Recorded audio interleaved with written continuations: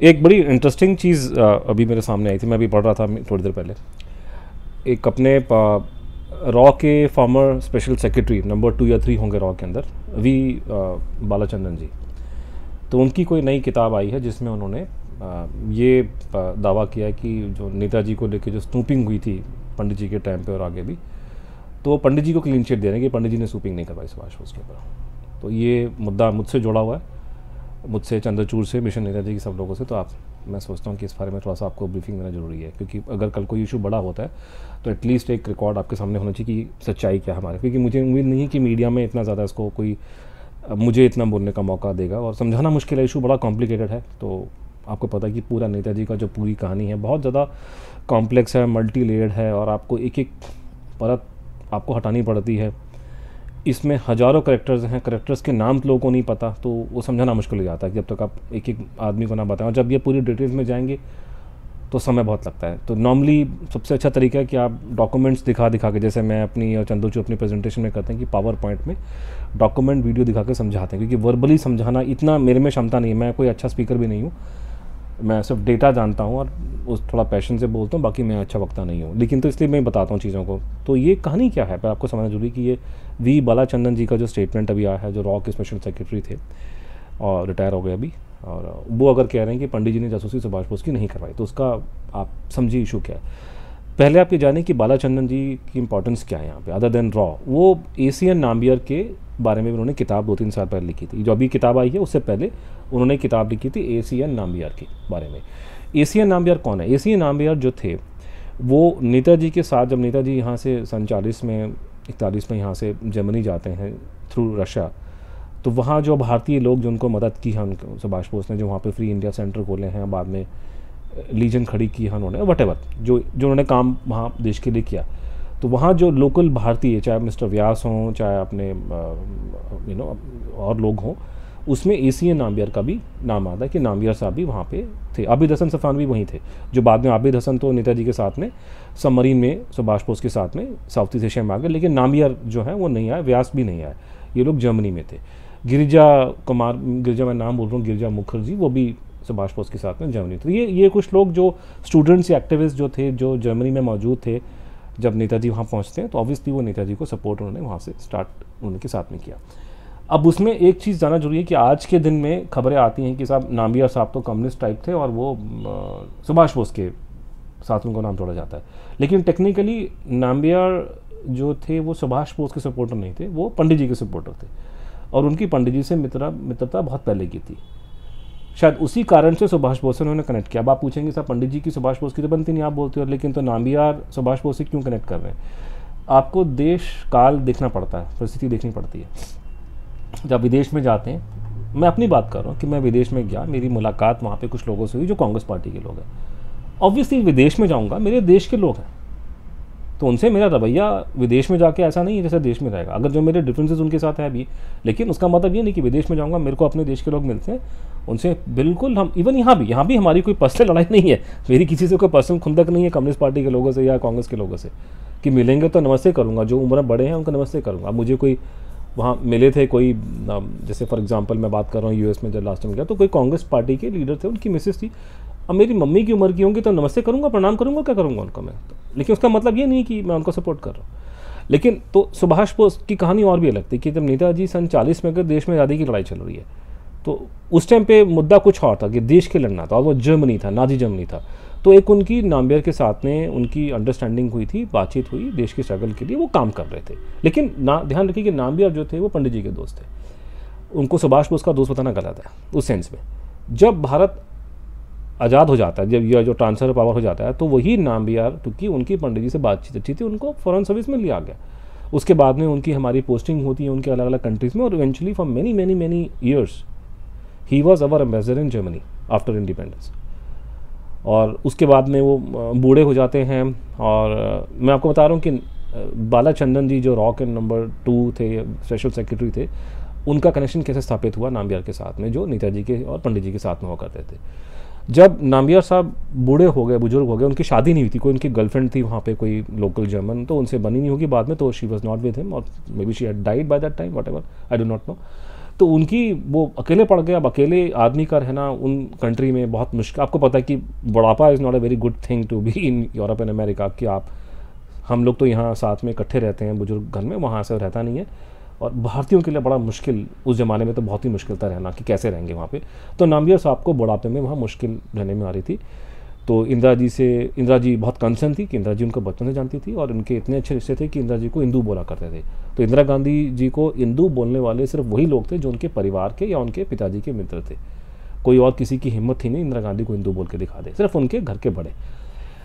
तो नामबियर जी के ये संबंध थे इंदिरा गांधी के साथ में कि उसको इंदू कह के बात किया करते थे। इनफैक्ट उनकी मृत्यु इंदिरा गांधी जी के जाने के बाद हुई है, इंदिरा जी की हत्या हुई है, तो नामबियर साहब को बहुत सदमा पहुंचा था। तो कुछ लोग का बोलना है कि वो शौक से ही मर गए थे उस बेचारे बुजुर्ग आदमी। तो इंदिरा जी ने उनको भारत बुलाया कि बुजुर्ग हो गए हैं, कोई देखने वाला वहाँ पे जर्मनी में इनको है नहीं है, रिटायर हो गए हैं गवर्नमेंट से, तो इनको यहाँ पे ला के रखा गया। और ये उस टाइम पे ये जो हमारे बालाचंद्रन जी हैं, जो रॉ के स्पेशल सेक्रेटरी रिटायर हुए, इंटेलिजेंस में थे उस ज़माने में, इनको बोला गया कि तुम इनकी देखभाल करो। दोनों शायद मलयाली हैं, तो वो शायद कुछ इक्वेशन भी होगा उसमें आपस में, और कि इनकी देखभाल तुम करो, इनको आप देखभाल करो। तो इस तरीके से बालाचंद्रन जी का नामबियर से अच्छा संबंध स्थापित हुआ।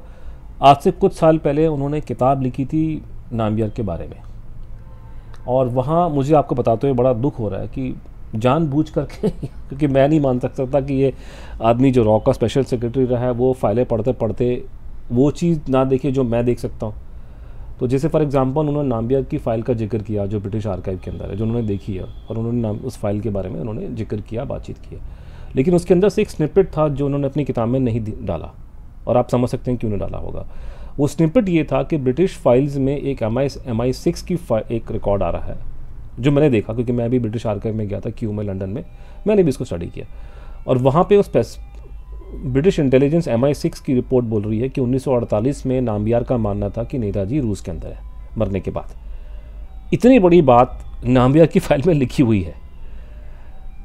बालाचंद्रन जी रॉ के स्पेशल सेक्रेटरी रिटायर हुए हैं, ये उनकी जीवनी लिख रहे हैं, जो छोटी बड़ी बातें लिख रहे हैं उनके बारे में वो मेंशन कर रहे हैं। ये इतनी बड़ी बात उनसे कैसे मिस हो गई? तो इसका मैं एक ही कंक्लूजन निकालता हूं कि उनसे मिस नहीं हुई, उन्होंने छुपाया इस चीज़ को।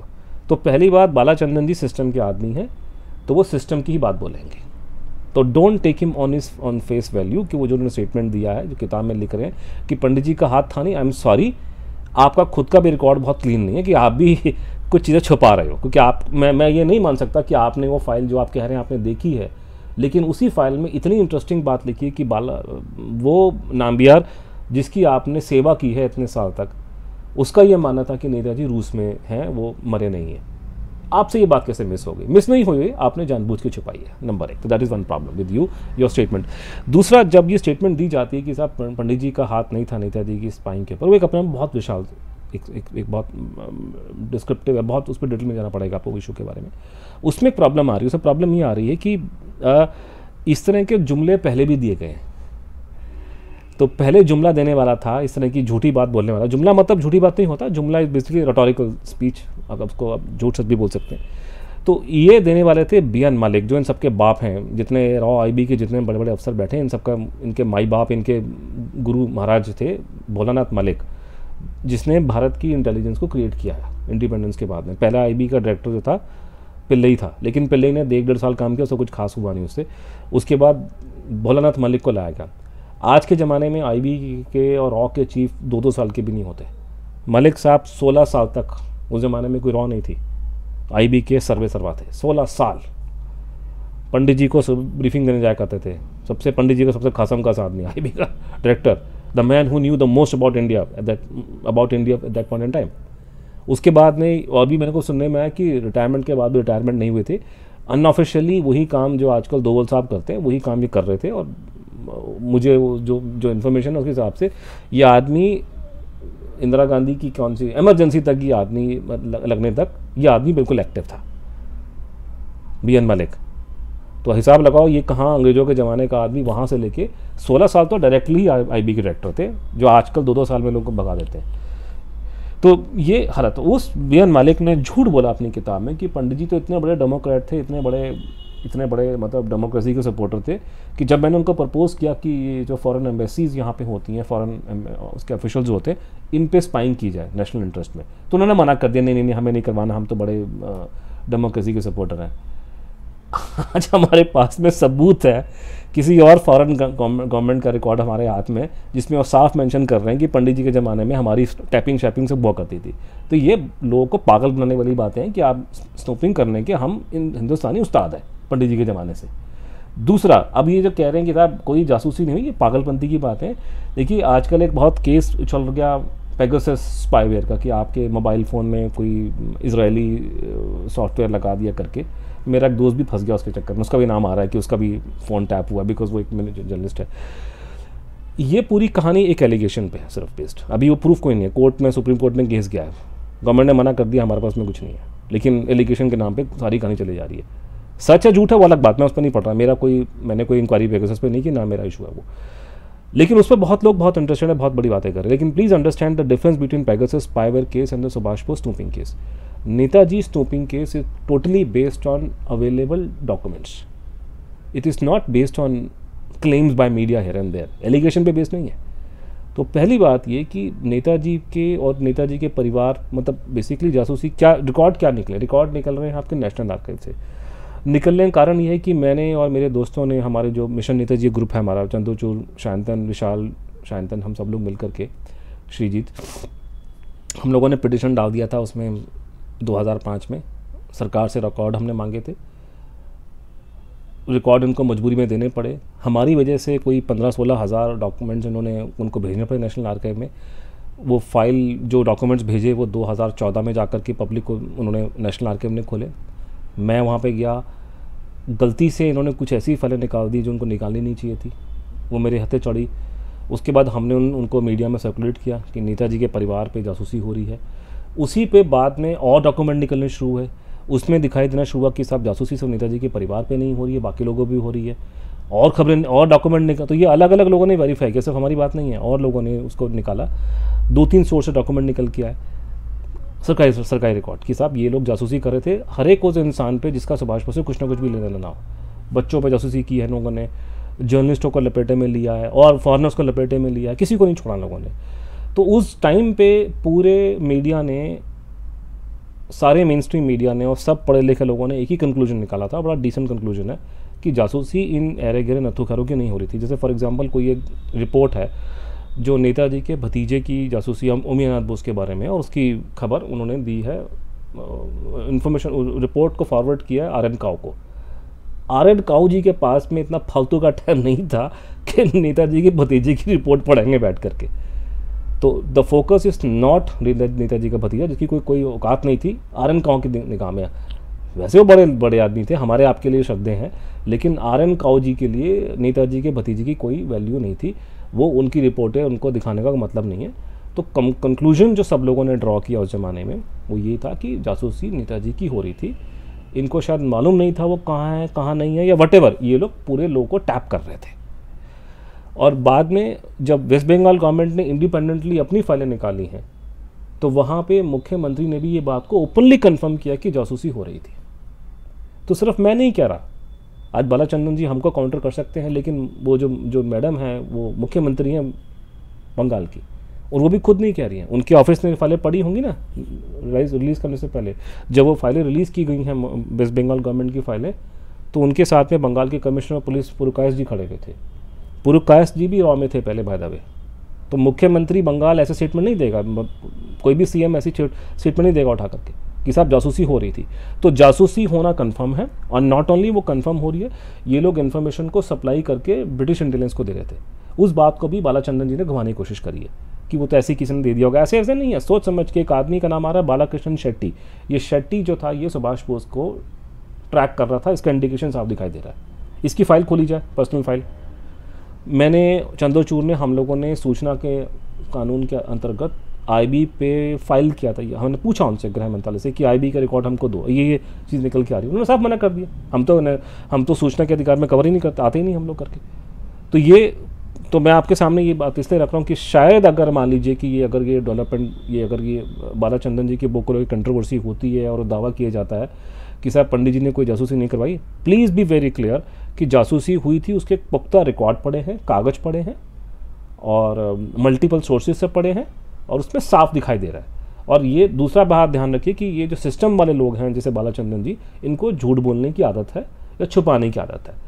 बी एन मलिक ने झूठ बोला था कि पंडित जी जासूसी नहीं करवा सकते, वो हम एक्सपोज कर देंगे, रिकॉर्ड पड़े हैं उसके। और दूसरा ये कि साहब इन्होंने क्यों छुपाई ये बात, जब आप नाम्बियार की जीवनी लिख रहे हैं, उसको आप जानते हैं, सुभाष बोस के बारे में लिख रहे हैं आप, ये बात कैसे। और आप कहते हैं मैंने फ़ाइल देखी है उनकी ब्रिटिश आर्काइव में, उस फाइल में जब वही नाम्बियार 1948 में कह रहा है कि नेताजी रूस में हैं, इतनी बड़ी इतनी ज़बरदस्त बात को एक आदमी जो रॉ में स्पेशल सेक्रेटरी रहा है वो कैसे नोट नहीं कर सकता। इसका सीधा सपाट मतलब निकलता है कि उसने जानबूझ के उस बात को छिपाया। इसलिए बालाचंद्रन जी ने देश के लिए बहुत लड़ाई लड़ी है, उनके लिए सैल्यूट उनका, देश के लिए बड़े अच्छे काम किए हैं, उनके लिए उनको सैल्यूट।